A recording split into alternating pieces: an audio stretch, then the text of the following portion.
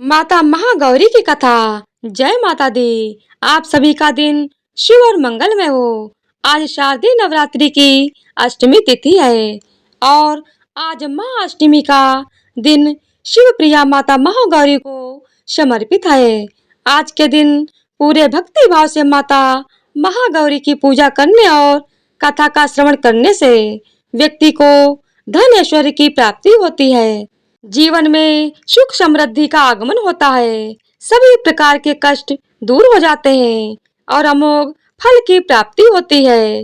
वैवाहिक जीवन सुखमय हो जाता है।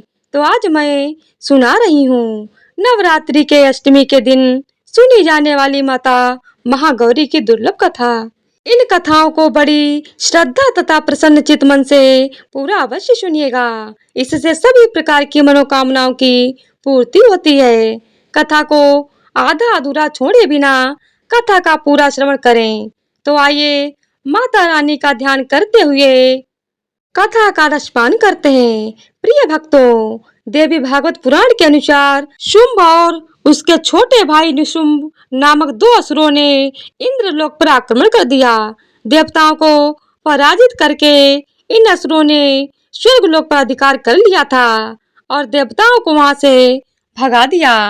स्वर्ग से निकलने के बाद देवता इधर उधर भटक रहे थे और दुखद स्थिति में थे। तब देवताओं को ध्यान आया कि माँ दुर्गा ने महिषासुर का वध करने के बाद उन्हें वरदान दिया था कि जब भी आप लोगों के ऊपर कोई संकट आएगा तो मैं तुम लोगों की सहायता अवश्य करूंगी और तुम्हें उस दुख से उभारूंगी। इसके बाद सभी देवता हिमालय पर्वत के पास गंगा तट पर जाकर देवी माँ की स्तुति करने लगे।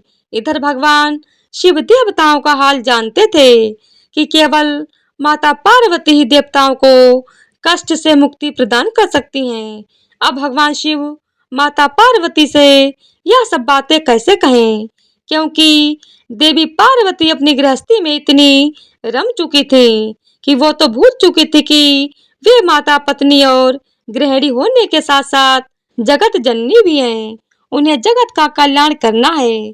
अब इसके लिए भगवान शिव ने माता पार्वती को व्यंग कसते हुए कहा, देवी, आज तो तुम काली की तरह लग रही हो।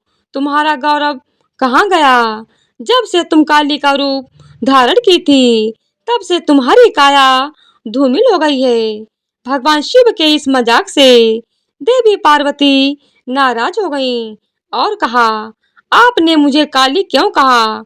मैंने तो सोचा था कि आप मुझे हर रूप में प्रेम करते हैं, किंतु आज आपने मेरा उपहास किया। अब मैं आपको गोरी होकर दिखाऊंगी। गौर वर्ण प्राप्त करने के लिए माता पार्वती हिमालय पर तपस्या करने चली गईं। तपस्या में उन्होंने भगवान शिव उनकी तपस्या से प्रसन्न हुए और कहा, हे देवी, तुम गंगा स्नान करके आओ, इससे तुम्हें गौर वर्ण प्राप्त होगा। प्रिय भक्तों, शुंभ और निशुंभ का वध करने के लिए भगवान शिव ने यह लीला रची थी।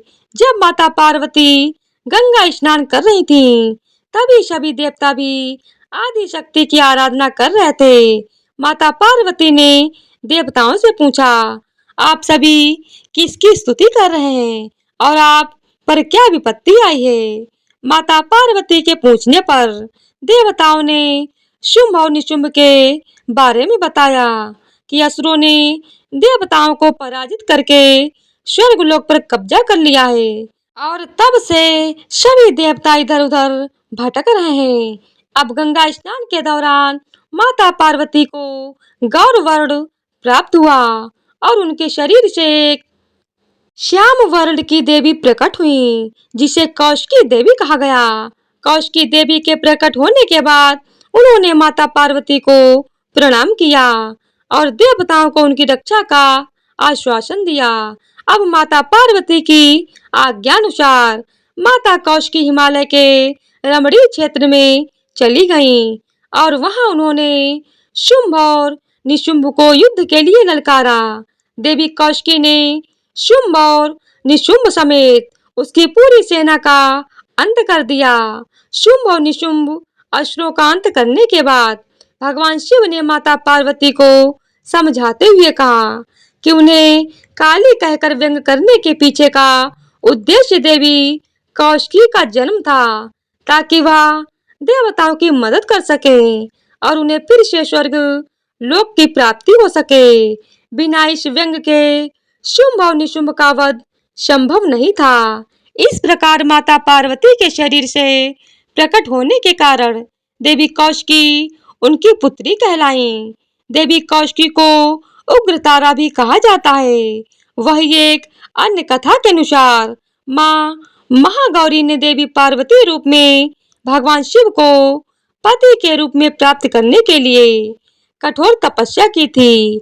एक बार भगवान भोलेनाथ ने पार्वती जी को देखकर कुछ कह दिया, जिससे देवी का मन आहत हुआ और माता पार्वती तपस्या में लीन हो जाती हैं। इस प्रकार वर्षों तक कठोर तपस्या करने पर पार्वती जी नहीं आती हैं, तो पार्वती जी को खोजते हुए भगवान शिव जी उनके पास पहुंचते हैं और वहां पहुंचते ही देवी पार्वती को देखकर आश्चर्यचकित रह जाते हैं। पार्वती जी का रंग अत्यंत ओजपूर्ण होता है। उनकी छटा चांदी के समान श्वेत और कुंदन के फूल के समान दिखाई पड़ती है। उनके वस्त्र और आभूषण से प्रसन्न होकर भगवान शिव देवी उमा को गौर वर्ण प्रदान कर देते हैं और देवी विद्युत के समान अत्यंत कांतिमान और गौर वर्ण की हो जाती हैं, तथा तभी से इनका नाम गौरी पड़ा। महागौरी रूप में देवी स्नेहमय, शांत और मृदुल दिखाई देती हैं। वही महागौरी जी से संबंधित एक अन्य कथा भी प्रचलित है। इसके अनुसार एक सिंह बहुत भूखा था। वह भोजन की तलाश में वहां पहुंचा जहां देवी उमा तपस्या कर रही थी। देवी को देखकर सिंह की भूख बढ़ गई, परंतु वह देवी की तपस्या से उठने का इंतजार करते हुए वहीं बैठ गया। इस इंतजार में वह बहुत कमजोर हो गया। देवी जब तब से उठी तो सिंह की दशा देखकर उन्हें उस पर बहुत दया आई और माँ उसे अपना सवारी बना लेती हैं, क्योंकि इस प्रकार से उसने भी तपस्या की थी। इसीलिए देवी गौरी का वाहन बैल और सिंह दोनों हैं। माँ दुर्गा का अष्टम स्वरूप महागौरी है। महागौरी की 4 भुजाएं हैं। इनकी दाईं भुजा अभय मुद्रा में है और नीचे वाली भुजा में त्रिशूल है। बाईं भुजा में डमरू और नीचे वाली भुजा से देवी गौरी भक्तों की प्रार्थना सुनकर वरदान देती हैं। जो स्त्री इन देवी की पूजा भक्ति भाव सहित करती हैं, उसके सुहाग की रक्षा स्वयं देवी करती हैं। जब कुमारी कन्या माँ की पूजा करती है तो उसे योग्य वर प्राप्त होता है। पुरुष जो देवी गौरी की पूजा करते हैं, उनका जीवन सुखमय रहता है। देवी उनके पापों को जला देती हैं और शुद्ध अंतःकरण कर देती हैं। माँ अपने भक्तों को अक्षय आनंद और तेज प्रदान करती हैं। इनका स्वरूप गौर है, इसीलिए यह महागौरी कहलाई। जय हो माता महागौरी। बहुत समय पहले की बात है। दक्षिण भारत के रामेश्वरम में समुद्र तट पर एक गांव था। उस गांव में रत्नाकर पंडित रहते थे। पंडित रत्नाकर शिवजी और माता आदिशक्ति के बड़े भक्त थे। उस गांव में पंडित रत्नाकर का मान सम्मान तो बहुत था, पर उनके कोई संतान नहीं थी। पंडित रत्नाकर की पत्नी हमेशा माँ आदिशक्ति से संतान की मन्नत मांगती रहती थी। उन्होंने लगातार कई वर्षों तक माँ की पूजा अर्चना की। कई सालों से संतानहीन पंडित रत्नाकर की पत्नी की प्रार्थना एक दिन माता ने सुन ली और वह गर्भवती हो गई। तो एक रात पंडित रत्नाकर के सपने में एक बालिका ने आकर कहा, मैं तुम्हारे घर में आ रही हूँ, पर मेरी एक शर्त है। मैं जो कुछ करना चाहूँ तुम मुझे रोकोगे नहीं। पंडित रत्नाकर को यह आभास हो गया कि माँ आदि शक्ति के सत रज और तम को दिखाने वाले तीन रूप महासरस्वती, महालक्ष्मी और महादुर्गा ने मिलकर ही इस कन्या का रूप लिया है। समय आया और माता की कृपा से इस दिव्य कन्या का जन्म हुआ। पंडित रत्नाकर को यह पता चल गया था कि यह कन्या माँ आदि शक्ति ने धर्म की रक्षा के लिए ही प्रकट की है। पंडित रत्नाकर उसी भाव से कन्या का लालन पालन करने लगे। तीनों महाशक्तियों के मिलन के उस स्वरूप को उन्होंने त्रिकुटा नाम दिया और उस बच्चे का नाम रखा त्रिकुटा। त्रिकुटा का स्वभाव जन्म से ही अनोखा था। बचपन से ही वह पूजा पाठ और धार्मिक कार्यक्रमों को देखकर प्रसन्न होती थी। त्रिकुटा को यह पता चल गया कि भगवान विष्णु ने ही भगवान श्री राम के रूप में धरती पर अवतार ले लिया है। त्रिकुटा ने यह संकल्प ले लिया कि वह भगवान श्री राम से ही विवाह करेंगी, अन्यथा आजीवन कुमारी ही रहेंगी। त्रिकुटा ने अपने पिता से कहा कि वह रामेश्वरम के तट पर रहकर तपस्या करना चाहती है। शर्त के अनुसार पंडित रत्नाकर ने उन्हें नहीं रोका।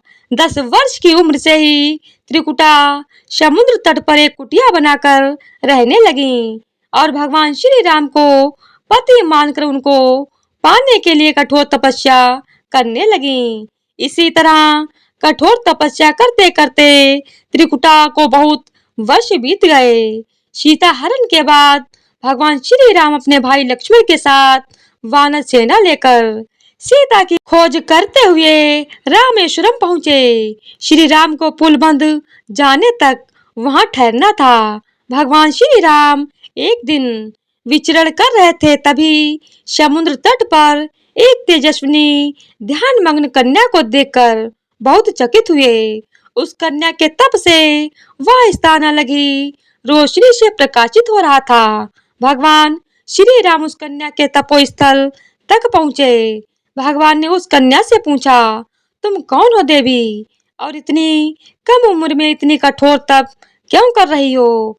ऐसी क्या अभिलाषा है जिसके लिए ऐसा घोर तप करने को विवश हो? उस कन्या ने भगवान को नम्रता पूर्वक प्रणाम करके अपना परिचय पंडित रत्नाकर की पुत्री त्रिकुटा के रूप में दिया और फिर अपनी प्रतिज्ञा बताई।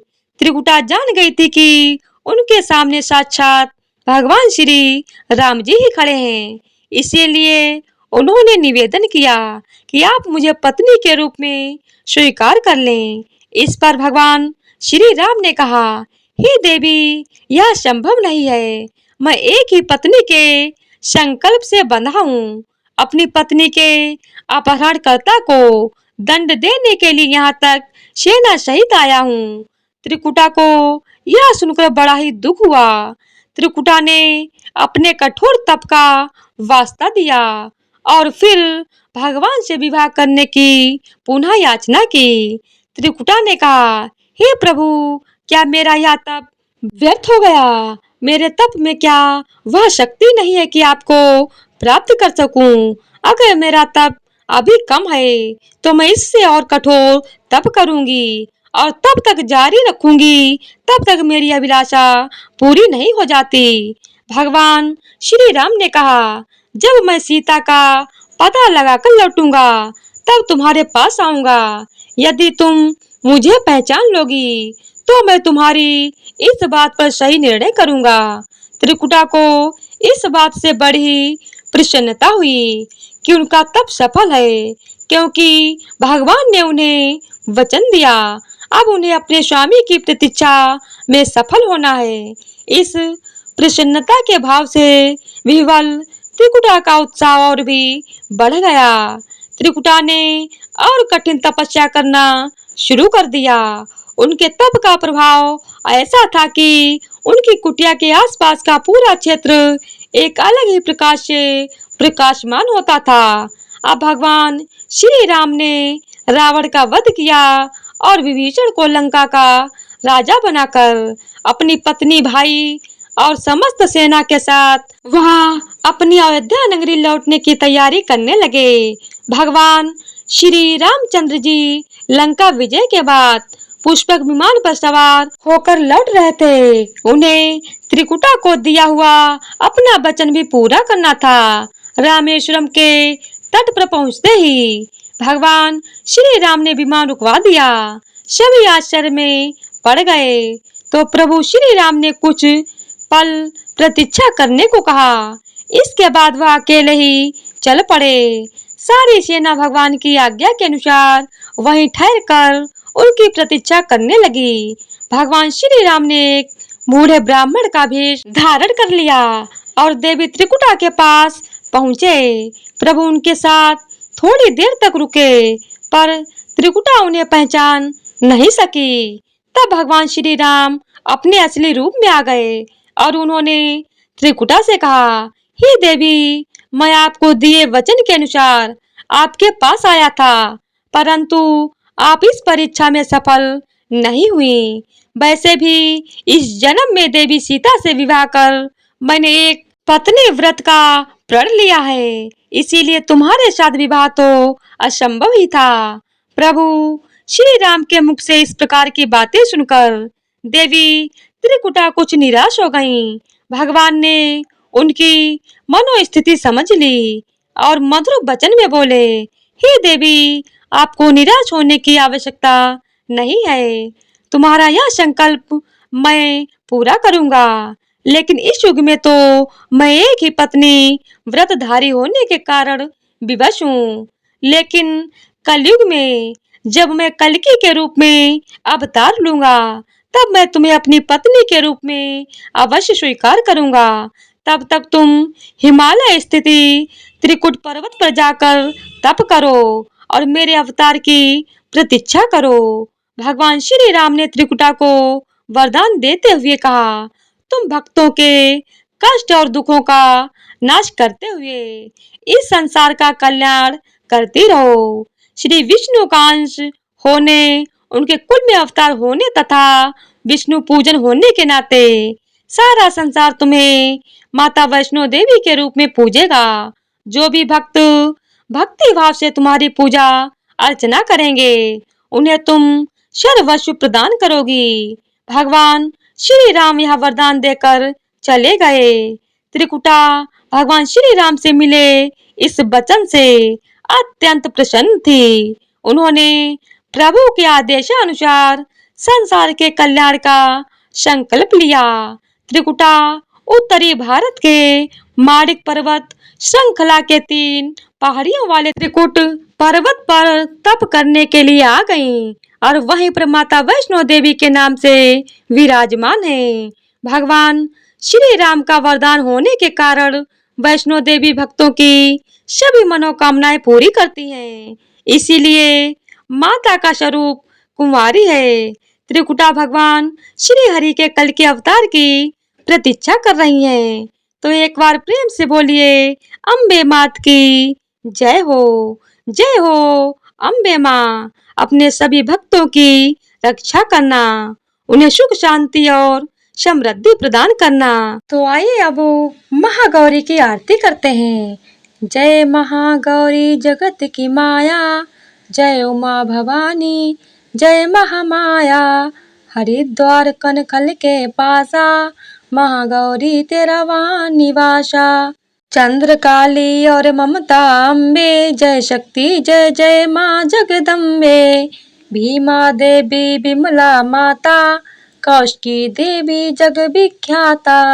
हिमालय के घर गौरी रूप तेरा, महाकाली दुर्गा है स्वरूप तेरा। सती शत हवन कुंड में था जलाया, उसी धुएं ने रूप काली बनाया।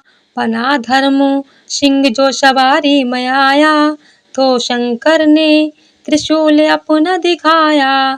तभी माँ ने महागौरी नाम पाया, शरण आने वाले का संकट मिटाया। शनिवार को तेरी पूजा जो करता, माँ बिगड़ा हुआ काम उसका सुधरता। चमन बोलो तो सोच तुम क्या रहे हो, महागौरी माँ तेरी हरदम जय हो। तो प्रेम से बोलिए माँ महागौरी की जय हो। तो आज की वीडियो अगर आप लोगों को पसंद आई हो तो वीडियो को लाइक शेयर और चैनल को सब्सक्राइब कर दीजिएगा। धन्यवाद।